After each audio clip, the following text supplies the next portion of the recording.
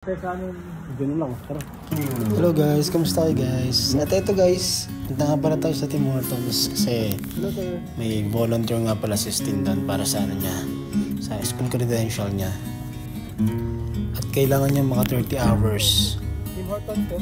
Yan, bali doon siya magbo-volunteer sa ano, sa Tim Hortons kung saan ako nagtatrabaho. Gagawa lang naman siya ng cookies doon kasi ano ngayon season ng Smile Cookies. One week lang yun. Kaya kailangan niya samantalahin yun para may yan na siya. May points din siya. May dagdag hours din yan guys. At ayun guys, ayun, nadaanan natin yung pinagtatrabaho ni Mama guys dito sa Mary Brown's. Yes. Ayan. Siguro magkalapit lang namin guys. Siguro mga 5 minutes from this Mary Brown's to Tim Hortons guys. Lalakarin mo lang 5 minutes. Approximately ganun guys. And guys, napakita ko lang sa inyo. Sana mag-enjoy guys sa mga sa ano guys, sa view. Yan guys, malapit na tayo dyan guys. Yan guys, fire station yun guys. Malapit lang yun sa Tim Hortons kung saan ako nagtatrabaho guys. Career guidance pa yung tawag na sa subject na yan. Hindi ko lang alam guys. Comment down below guys. Para correct me if I'm wrong. And guys, yan nagtatrabaho.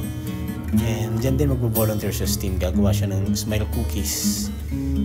Bali ang ginagawa dyan guys, luto na yung cookies. Lalagyan niya na lang ng ano, icing sa top. Yung toppings. Mata at saka ano. Tsaka yung lips. Yung mouth ng ano cookies. Yan guys. And tatapos na guys.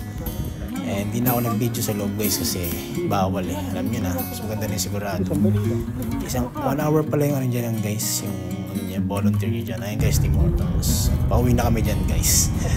Ayan guys. Sa tingin ko nag-enjoy naman siya. At sa susunod na punta balik niya dyan guys, mag-isa na lang siya guys. Bali, sinamahan ko lang siya dyan guys para i-guide kung ano yung dapat gawin, yung masasabihin. And guys, makakatulong din sa kanya yan guys kung maka-experience niya rin yan guys. Yan guys. Yan guys, sadaanan ulit natin yung pinagtatrabaho ni Mama. Hindi na kami dumaan dyan guys kasi maya guys, pag uwi kasi guys, susunduin ko pa dyan si Mama. Kaya uwi na tayo guys para makapagpahinga ng konti. Tapos sunduin natin si Mama gamit ang bike natin guys. Yan, nandito na tayo guys. Nag-taxi lang kami dyan guys. Yan, at least nakatulong. Napaka-importante ang oras na yan guys para sa future ni Justin. Yan guys, dito na kami nag-decide naman guys. At medyo malamig pa nga guys. At